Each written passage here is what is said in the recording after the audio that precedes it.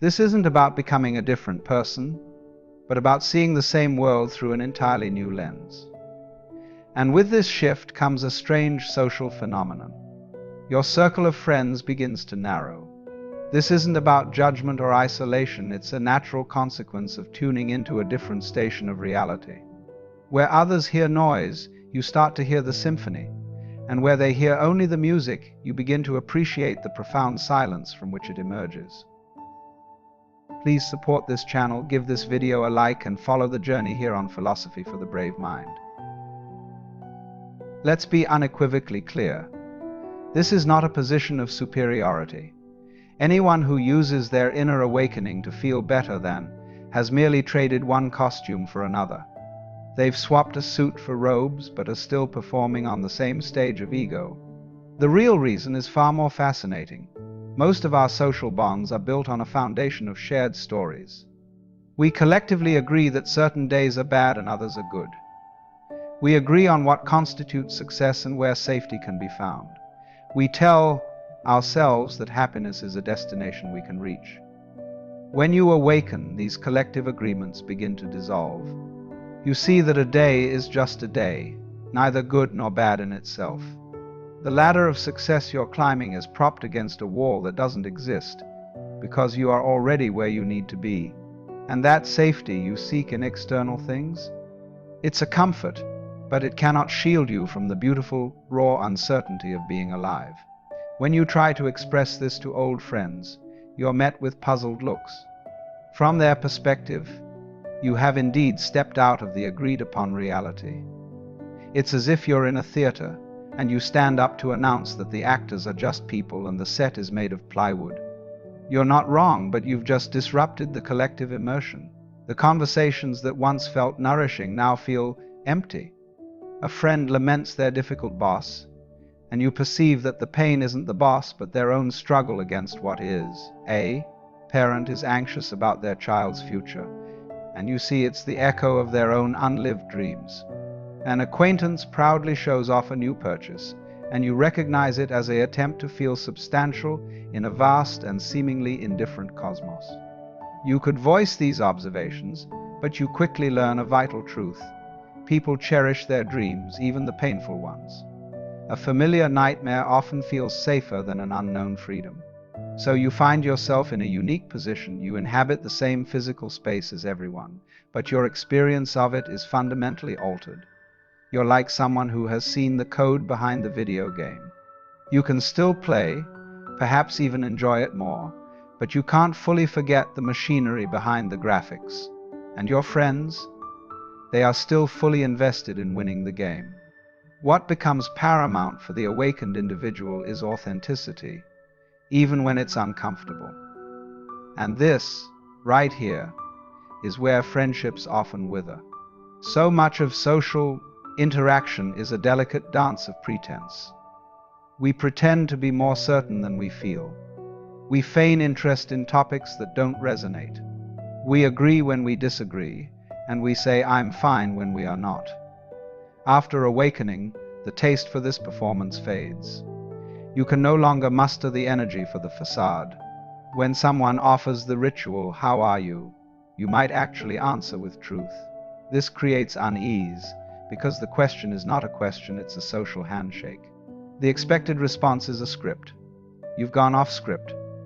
You stop eating cardboard after you've tasted real food. You cease laughing at jokes that aren't funny. You no longer engage in gossip, not from a place of judgment, but because these actions start to feel deeply unnatural, like consuming empty calories for the soul.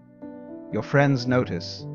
They sense you are no longer a reliable player in the social theater. Another shift occurs. You find peace in quietness. Most people are afraid of conversational silence, filling every gap with chatter about weather or news. But silence is the space where true connection can blossom, where two beings can meet without the filter of language. The awakened person discovers that sitting in shared silence can be a more profound conversation than hours of talk. Yet, for many, this quiet is unbearably intense. They need the constant noise to avoid facing the simple, staggering fact of existence. Then there's the matter of purpose.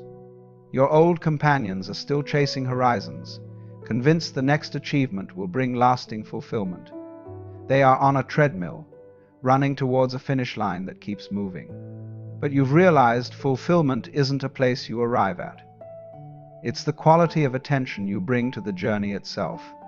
This creates a disconnect. A friend is consumed by stress over a career move, and you see that whether they get it or not, their fundamental self remains. The promotion won't answer the deeper questions of life. Nothing external can, because there is no problem to be solved, only an experience to be lived. But you can't say this outright, can you? They would misunderstand, thinking you're advising apathy. You're not. You're pointing to a more subtle truth, that ambition is part of life's dance, but it is not the music itself. The awakened individual has undergone a kind of death, not of the body, but of the ego. The persona you thought was you, that collection of stories and histories, is seen for what it is, a useful construct, a temporary role. Once you've seen that the actor is not the character, you can't fully buy into the drama of personality anymore. Your friends, however, are still deeply fused with their roles. An insult hurts because they believe they are the person being insulted. A compliment lifts them because they believe they are the person being praised. You see the personality as a performance, something you do, not something you are. This creates a gap in authenticity. Your friends are performing and they need an audience for validation. You can appreciate the performance, but you can no longer provide the unquestioning belief they require. And here is a crucial distinction. The awakened person knows that being alone is not the same as being lonely. Loneliness is the ache of perceived separation. Aloneness is the profound understanding that at your core, you are not a separate fragment at all, but the entire universe, conscious of itself. You are the ocean experiencing itself as a wave. When this is felt, the desperate need for relationships vanishes. You no longer seek friends to complete you. You can enjoy companionship without clinging to it, and you can be solitary without feeling lonely. Ironically, this very wholeness makes you less appealing to those who are still seeking their other half in others.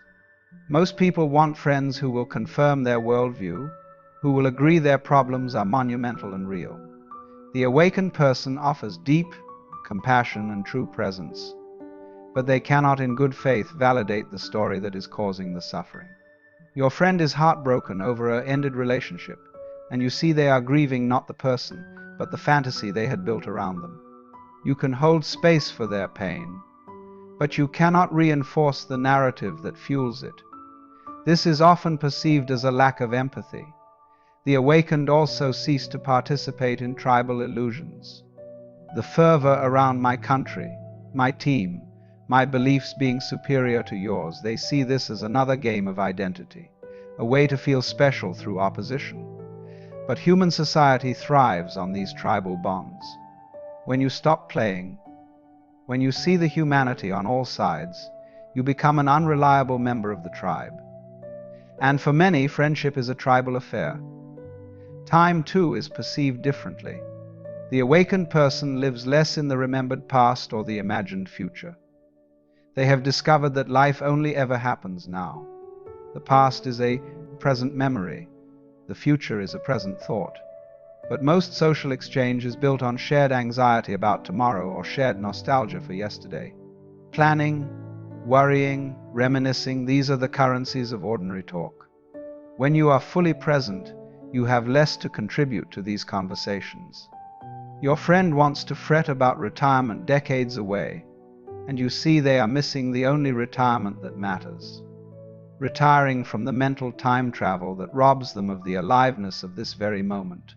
Solitude is not the absence of company, but the foundation of true connection. Let me speak on solitude. The awakened person finds that solitude is not the enemy of companionship, but its prerequisite. You can only genuinely meet another when you have first met yourself, and that meeting demands quiet, alone time with the mystery of your own being. Modern culture, however, is terrified of being alone. People fill every second with input, interaction, and noise. They call this being connected, but it is often a refined form of avoidance, a flight from the one companion they can never leave, themselves. The awakened person doesn't shun company, but they don't run from solitude either. They've learned that you can feel lonely in a packed room and utterly connected in total isolation. This seems peculiar to those who need constant social validation to feel okay. Another key point: the awakened person has yielded to life's flow instead of fighting it. They've recognized that the universe managed quite well for eons without their micromanagement. They've relaxed into the current, but most people are still gripping tightly, trying to control their image, their future, others' opinions. They live in tension and need friends who will join them in this impossible task, who will strategize and worry alongside them. The awakened person can't do this. They offer acceptance and love, but they cannot pretend that your struggle to control the uncontrollable is anything other than the root of your distress. And this is often mistaken for a lack of support. You also begin to see through the stories of victimhood. Everyone has them, the tale of how they were wronged, how life was unfair. These narratives provide a sense of identity and release from responsibility. Upon awakening, you see that clutching these stories is like holding a hot coal, hoping the other person gets burned. This isn't to deny real pain or injustice. It means that building your identity around a wound is to choose suffering on top of pain. But try suggesting this to someone anchored in their victim story, and watch the friendship fade. The awakened person has also made friends with mortality. Not in a gloomy way, but in seeing that death gives life its preciousness, its intensity. When you fully accept that this moment is all there is, that you and everyone you love will fade, something changes. You stop putting life on hold. You stop waiting for the perfect conditions. You stop treating now as a rehearsal for later. But most people live in deep denial of death. They structure their lives to avoid its reminder and need friends who will uphold this fiction that we have endless time, that death is a distant rumor. When you live with death as a close advisor, making every second invaluable, people find you disquieting. You are a living reminder of what they work so hard to forget. Now, let me be precise. The awakened person is not detached or unloving. They may love more profoundly than ever, but it's a love that doesn't need anything. It's not a transaction. It's not two people using each other as distractions. It's a love that recognizes the same essence in all, that sees the divine in every face, that asks for nothing in return. And this kind of love can be overwhelming. People are more accustomed to conditional love. I will love you if you meet my needs, reflect my image, and agree with my views. So what does the awakened individual do? They don't preach. They don't try to convince or convert. They simply embody their understanding and trust that this authenticity will magnetize those who are ready for a real encounter. They accept having fewer, but deeper, connections. They remain humble, knowing that awakening is a beginning, not an end, and that the ego can cleverly co-opt even spirituality. They stay vigilant against falling back asleep. And most importantly, they understand that having fewer friends is not a failure. It is a natural outcome of no longer participating in games you can see through. The goal was never to amass a collection of friends. The goal is to be awake, to be real, to love openly, and if that means more time in your own company, then so be it. Because you are never truly alone. How could you be? You are the cosmos expressing itself as a person. You are eternity wearing a temporary mask. And when this is your lived reality, the number of friends on your roster becomes a rather insignificant detail, doesn't it? If this perspective resonates with you, please support this channel, give this video a like, and follow the journey here on Philosophy for the Brave Mind. And so, we arrive here, at this understanding. What remains when the seeking stops? Slow, deliberate pace, not a list of achievements, not a collection of followers, but a simple, profound clarity. The awakened one doesn't need to shout from rooftops. Their peace is their message. Their presence is their teaching. They move through the world differently now, seeing the same games being played, but understanding the rules too well to participate. And yes, the circle grows smaller. But oh, how much richer it becomes. There is constant vigilance, of course. The mind always seeks new costumes. Even spirituality can become another mask to wear. But here is the beautiful truth they discover. This narrowing of the path, this refinement of relationships. It's not loss, it's coming home. The goal was never to be popular, but to be real. Not to be admired, but to be authentic.